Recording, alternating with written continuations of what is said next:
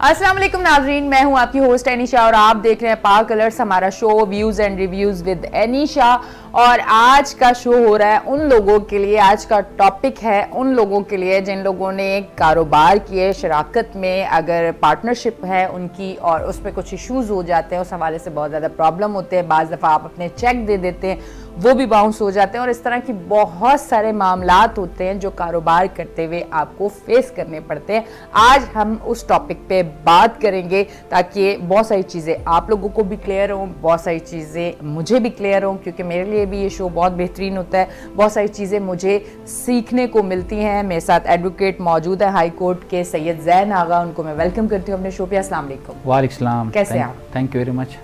अच्छा ज़ैन, सबसे पहले तो चीज़ ये है कि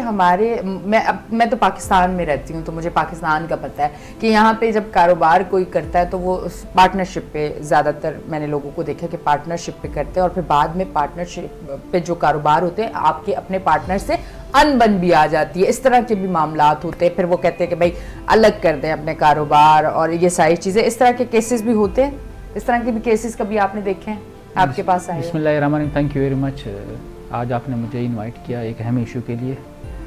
ताकि फिर ये कि हम इसके ऊपर जो है जो भी हमारे लीगल ओपिनियन होते हैं वो दे देते हैं और इससे ये कि लोगों को थोड़ी सी अवेयरनेस आ जाती है। और हमारा आज का प्रोग्राम का मेरे ख्याल से मकसद भी यही होता है कि लोगों के अंदर अवेयरनेस पैदा हो जाए कि किस तरीके से लोग बिज़नेस स्टार्ट कर लेते हैं, उसके बाद फिर जो है उनकी नफ़ा नुकसान को नहीं देखते हैं, बाद में फिर बड़े बड़े नुकसानात का जो इनको सामना करना पड़ता है। फर्स्ट ऑफ ऑल तो ये है कि बिज़नेस जो है एक बहुत अच्छी चीज़ है और अगर पार्टनरशिप हो तो इससे भी अच्छी बात और कोई नहीं हो सकती है, क्योंकि ये कि पार्टनरशिप से ये होता है कि एक इंसान से दो इंसान होते हैं, फिर एक ख़ानदान से दो ख़ानदान होते हैं, फिर एक ख़ानदान से जितने लोग रिलेटेड होते हैं ना उसके साथ जो है दूसरा ख़ानदान उसके भी इतने लोग रिलेटेड होते हैं, तो उस हिसाब से अल्लाह रब्बुल इज़्ज़त फिर इनके रिस्क में भी बरकत डालते हैं। सबसे पहली बात तो ये है कि अकॉर्डिंग टू इस्लाम ये है कि बिज़नेस के अंदर पार्टनरशिप के अंदर जो है ईमानदारी जो है वो मेन शर्त है। सबसे पहली शर्त ईमानदारी है, दोनों पार्टनर की बिल्कुल बेलोस होके। अगर in the duration of the partnership अगर दिल में या दिमाग में एक ज़रा बराबर भी कोई महल आ गई तो पार्टनरशिप जो है वो वहीं पे उसी दिन स्टॉप हो जाती है। उसके बाद फिर इनके मुख्तलिफ रंग निकलते हैं, मुख्तलिफ पंचायतें, मुख्तलिफ लड़ाई, इख्तलाफात आ जाते हैं। जिस दिन यानी इनके दिल में या इनके दिमाग में एक बाल बराबर भी कोई इस तरह की कोई बात आ गई, यार इन्होंने ये कर दिया, ये करना चाहता है, मेरा ये इतना हिस्सा था, ये मेरे साथ इतने शेयर थे, इसको ये नहीं ये करना चाहिए, इसको ये नहीं ये करना चाहिए था, जो भी डिलीवरेटिव वगैरह कर लेते हैं जिनको जो माइंड होता है। तो बिज़नेस की जो सबसे पहले जो इनकी स्टार्ट है, मैं ये समझता हूँ शरीयत भी यही कहती है और कानून भी यही कहता है कि आप जो कुछ भी करो लिख पढ़ करो। लिख पढ़ से मुराद ये होता है कि इंसान की ज़िंदगी का पता नहीं चलता है कि आज मैं यहाँ पर हूँ, यहाँ से निकलने के बाद मेरे साथ क्या होता है, किसी को कुछ भी नहीं पता। लोग पेपर वर्क नहीं भी करते हैं, पेपर वर्क नहीं करते, तो पेपर वर्क जो है वो नेसेसरी होता है, क्योंकि जिन लोगों ने पेपर वर्क नहीं किए होते उन लोगों ने बहुत बड़े बड़े नुकसानात भी उठाए हैं। अच्छा। आजकल का वो वाला पहले वाला ज़माना तो रहा नहीं कि जी बस वो ज़ुबान दे दी है, बस वो कंप्रोमाइज़ हो गया, बस बैठ के बात हो गई, प्लाने ने बात कर लिया था, प्लाने ने बात कर ले तो प्लाने की बात करने का जो ज़माना था वो निकल चुका है। लेकिन कानून की और पंचायतों की और जरगों की इसमें ज़मीन आसमान का फ़र्क होता है। तो सबसे पहले ये कि पार्टनरशिप की जिस भी बुनियाद पर जो भी बिज़नेस स्टार्ट करना हो उसमें दोनों पार्टनर के जो है म्यूचुअल जो है क्या नाम है एक एग्रीमेंट होना चाहिए और उस एग्रीमेंट के तहत दोनों पार्टियां जो है वो बॉन्ड आउट होनी चाहिए। और दोनों बॉन्ड होती है कि भाई हमने इस छतरी के नीचे रहकर काम करना है और अपनी अपनी डोमेन में काम करना है, अपने अपने दायरे में काम करना है, एक दूसरे के काम एक दूसरे के मामलों में। अच्छा, वो पार्टनरशिप जो है वो खुद किसी पेपर पे या वो किसी स्टाम्प पेपर पे कोई इस तरह से होना चाहिए जिसका एक वो पक्का सबूत हो? जी बिल्कुल, इसमें एग्रीमेंट जो है अमूमन जो होने चाहिए वो स्टाम्प पेपर के ऊपर होना चाहिए। और इसके जो है दो तरीके होते हैं। एक तरीका ये होता है कि यहाँ पर आप जस्टिस ऑफ पीस से जो है बाकायदा जो है अटेस्ट कर लेते हैं। एक बाकायदा इसके अपना जो इदारा होता है वहाँ पर जाके अटेस्ट होते हैं, वहाँ पर बाकायदा जाके दोनों पार्टीज़ जाती है, दोनों पार्टीज़ बाकायदा अपनी CNICs देती है और वहाँ पर जाके इसमें विटनेसेस की जो है वो लगती है, वो रजिस्ट्रार के पास बाकायदा रजिस्टर्ड होता है। वो भी ज़रूरी होता है और ये भी जो है ये भी ज़रूरी होता है कि अगर मिसाल के तौर पर जस्टिस ऑफिस के पास ले जाते हैं, वहाँ पर दोनों पार्टी के सिग्नेचर वगैरह करवा, दोनों पार्टियाँ उसके अंदर बॉन्ड आउट होती है। उसके बाद जो भी वायलेशन करती है तो फिर उसमें ये है कि एग्रीमेंट एक्ट के तहत उसके खिलाफ भी कार्रवाई हो सकती है। अच्छा, अब एक चीज़ तो ये भी होती है ना, एक तो वो होता है जो फाइनेंस करता है, जो पैसा लगाता है, एक होता है वर्किंग पार्टनर। अब ये जो दो पार्टनर मिले उसमें फिर किस तरह से काम चलता है? काम जो है मैंने आपसे पहले उसमें ये बात की थी कि आपका ये जो एग्रीमेंट होता है ना, ये एग्रीमेंट जो है ना, ये एक एक चीज़, ये आपके सामने एक आईना पड़ा होता है। उसके अंदर जो है आपके क्लॉज शामिल होते हैं कि आपके कितने % है, मेरे कितने % है,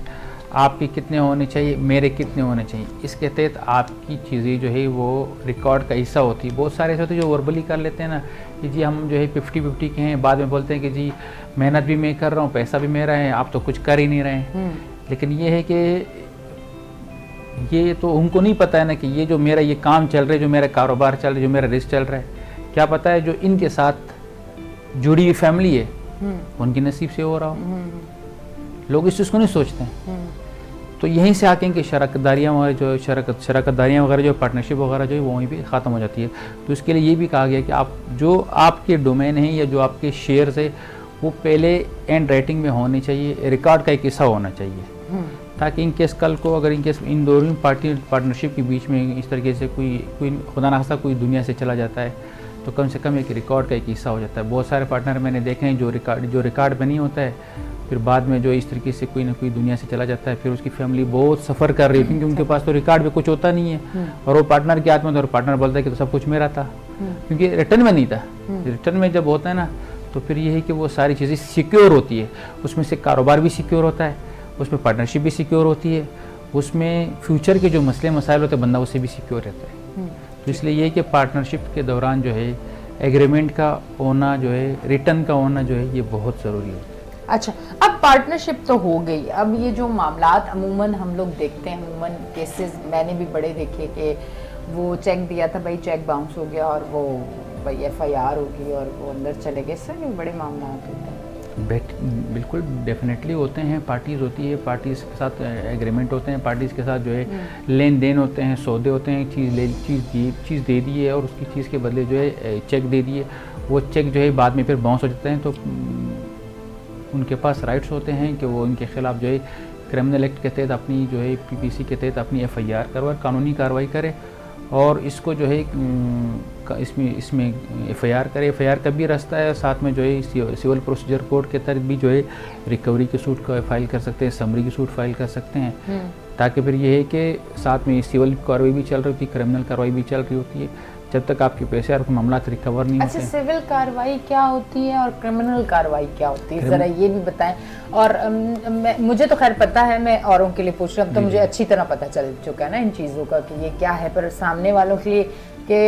अगर आपका कभी पैसे का लेन देन या जायदाद का या कोई फ्रॉड या इस तरह की चीज़, तो फिर सिविल कार्रवाई जो आपने कहा वो किस चीज़ के लिए होती है, उससे क्या बेनिफिट्स मिलते हैं आपको, और जो क्रिमिनल आपने कहा है वो किस लिए होती है, थोड़ा सा ये हमारे देखने वालों को बताएं। मुझे तो खैर इन दोनों चीज़ों का अच्छी तरह पता है, पर आप देखने वालों को। मैं अपने तमाम देखने वालों के लिए आसान सिंपल सा एक मिसाल दे देता हूँ कि जिस आतू में हथकड़ियाँ लगती हैं ना उसको कहते हैं क्रिमिनल, जिस आतू में हथकड़ियाँ नहीं लगती उसको कहते हैं सिविल। जिसमें से बहुत सारी चीज़ें ऐसी होती है कि सिविल के बाद फिर वो क्रिमिनल में भी कन्वर्ट हो जाती है, क्रिमिनल में भी कन्वर्ट हो जाती है। लेकिन ये कि पहले सिविल केसेस वगैरह होते हैं, उसमें अगर इम्प्लीमेंट नहीं होता है फिर उस 1 साइडेड डिग्रियाँ होती है, फिर उसके बाद एग्जीक्यूशन फाइल होता है। एग्जीक्यूशन के अंदर जो है फिर बहुत सारी चीज़ें जो आपके अगेंस्ट जाती है, फिर आप बाउंड आउट होते हैं कि आप जो है इतने टाइम के अंदर इतने मामला कर ले, नहीं तो फिर ये है कि आपको खिलाफ कार्रवाई हो सकती है, आपको जेल भी हो सकती है। तो उसके बावजूद जो है अगर वो इसके ऊपर जो है इम्प्लीमेंट नहीं करता है या कोर्ट के फैसले को नहीं मानता है या डिग्रीज को नहीं मानता है, तो फिर ये कि कानून के अंदर इसकी भी इख्तियार है कि वो सिविल से कन्वर्ट करे क्रिमिनल के अंदर, क्रिमिनल के अंदर उसको जेल में डाल दे। जेल में डाल, जब जेल में डालते हैं तो फिर ज़ाहिर सी बात फिर सारी के सारी जो है मामला सिद्ध हो जाते हैं कि अच्छा, अगर कोई सिविल में केस है, किसी की रिकवरी का आया, कोई फ्रॉड का, जायदाद का, तो या कोई बिजनेसमैन है, अगर उसको निकाल दिया कारोबार से किसी तरह भी, एक पावरफुल बन के या XYZ किसी तरह से भी निकाल दिया और उसका भी पैसा लगा हुआ है, वो रिकवर करना चाहता है और उसका केस वहाँ चल रहा है, तो फिर उसमें भी ये होता है कि फिर वो अगर नहीं आगे से कोई चीज़ें बेहतर हो रही होती हैं तो वो भी फिर क्रिमिनल में वो के फिर वो सज़ा हो सकती है उसको। मैंने कहा ना अभी मिसाल के तौर पर आपको कंपनी ने आप कंपनी की नुमाइंदा है, कंपनी के तहत आप जो है कंपनी को डील कर रही हो, उसके बाद आपको चेक मिले हैं, चेक आपके बाउंस हो गए थे, बाउंस होने के बाद आपके पास राइट है कि आप इसकी फिल फॉर जो भी है कानूनी कार्रवाई के लिए जाके FIR वगैरह करा। FIR आपकी हो गई, FIR चल रही है, उसके अंदर वो बंदा जेल गया, उस जेल से आने के बाद भी मतलब उसकी फिर एक अलग उसके राइट्स होते हैं मुलजिम के कि वो किस तरीके से बेल फाइल करता है, किस तरीके से वो बेलिंग के मामलात होते हैं, वो बाहर आ जाता है। फिर ये सिलसिला चल रहा होता है, फिर मतलब ये ना कि ये क्रिमिनल की कार्रवाई अलग कोर्ट में चल रही होती है। इसी दौरान आपने कहा है ना कि इसकी जो सिविल की कार्रवाई होती है, सिविल की कार्रवाई के लिए भी यही होता है कि आप समरी सूट फाइल करते हैं, समरी सूट के अंदर जो है या फिर रिकवरी का सूट फाइल करते कि जी मेरा इतना माल गया था, मेरा इतना पैसा गया था और मुझे मेरे पैसे जो है रिकवर कर दिया जाए, तो उसका भी सेम वही प्रोसीजर। तो मैंने आपसे कहा था ना कि भाई इसमें बाकायदा जो है नोटिस वगैरह सारी चीज़ें जाती हैं, वो आता है कोर्ट के अंदर जवाब दवा देते हैं, उसमें ये कि 6-8 महीने में तकरीबन कवर हो जाता है। उसके बाद ये होता है कि जब कोर्ट आपके हक़ में फ़ैसला दे देती है और उसके ऊपर एक चीज़ जो है फिट कर देती कि हाँ भाई इसने इतने पैसे इतनी चीज़ें देनी है आपको, फिर उसके बाद जो है आप इसकी एग्जीक्यूशन फाइल करेंगे। यानी ये जो एग्जीक्यूशन का मतलब ये होता है कि जो नीचे वाला फैसला होता है उसके ऊपर इम्प्लीमेंट करवाना, और वो भी सेम कोर्ट में ही लगता है। सेम कोर्ट इसी तरीके से फिर उनको नोटिस वगैरह इशू करती है, सारी चीज़ें करती है। उसके बावजूद अगर वो इन केस नहीं आता है उनके अगेंस्ट, तो ज़ाहिर सी बात नीचे से फैसला जा चुका होता है, तो फिर ये कि उसकी फिर पुलिस के रिट निकलते हैं, फिर पुलिस जाके इसको अरेस्ट करती है और उसके बाद जाके कोर्ट में पेश करती। कोर्ट ज़ाहिर सी बात उसके अगेंस्ट तो सारी चीज़ें जा चुकी होती है। वो जो हमदर्दी की रास्ता फिर भी खुला हुआ होता है? नहीं, वो जब तक कोई रास्ता कुछ नहीं, जेल में रहेगा जब तक जो है पैसे और एग्रीमेंट और सेटलमेंट नहीं करेगा, बाहर नहीं। ओह माय गॉड, ये अब आप सब देख लें, ये जैन ने बहुत अच्छी बात बताई है। मैं आप लोगों को ये डिटेल में बताऊंगी क्योंकि जो लोग मुझे देख रहे हैं, मेरे नाज़रीन, अगर आप भी कुछ ऐसी सिचुएशन से गुजरे हैं कि जहां आपका पैसा, आपका माल, आपके साथ फ्रॉड हुआ है और आप बिल्कुल हक पे हैं, सच पे हैं, तो इस तरह से अपना केस लेके जाएं। वहाँ पे नोटिस जाते रहेंगे, वो आ गया ठीक है, वो नहीं आया फिर भी प्रॉपर एक कोर्ट की जो तरीक़ेकार है उस तरह से चलेगा, आपके हक में फ़ैसला आ गया, उसके बाद भी अगर वो ना आया तो कोई वो बेल वाला सिलसिला नहीं है। वरना एक होता है ना जैन के बेल वाला एक रास्ता खुला हो, फिर एक जो है ना जो इस तरह जुर्म करने वाले लोग हैं वो बड़े खुले होते हैं कि हम बेल ले लेंगे बार बार। हाँ, तो इसमें बेल वाला कोई नहीं, उनको सज़ा मिलेगी और जब वो अंदर जाएंगे तो फिर वो आपकी सारी चीज़ें पूरी करने पर मानेंगे तो बाहर आएंगे। या आप सब लोगों के लिए जिन के साथ इस तरह का कोई सीन हुआ है, कोई केस हुआ है, कोई मामलात हुए, तो हिम्मत ना हारें, आगे बढ़ें और ज़रूर करें। और अगर जैन से आप अपना केस करवाना चाहते हैं तो फिर जैन का आपके पास नंबर भी आ रहा होगा, नीचे मैं नंबर भी दे रही हूँ, और ये नंबर मैं इसलिए दे रही हूँ कि आप लोगों के लिए थोड़ी सी आसानी हो जाए कि आप प्रॉपर इनसे खुद कांटेक्ट करें, क्योंकि बाज़ दफ़ा मैं आपके कमेंट्स पढ़ के आपको जवाब ना दे सकूँ, पर अगर आपके केस के हवाले से तो फिर ये बड़ी एक अहम चीज़ है। तो ये नंबर आ रहे हैं, जैन से आप खुद कॉन्टैक्ट कर लें और इस केस के हवाले से जो भी आपके साथ है प्रॉब्लम डिटेल में डिस्कस करें। अभी हम लेंगे एक ब्रेक, मिलते हैं।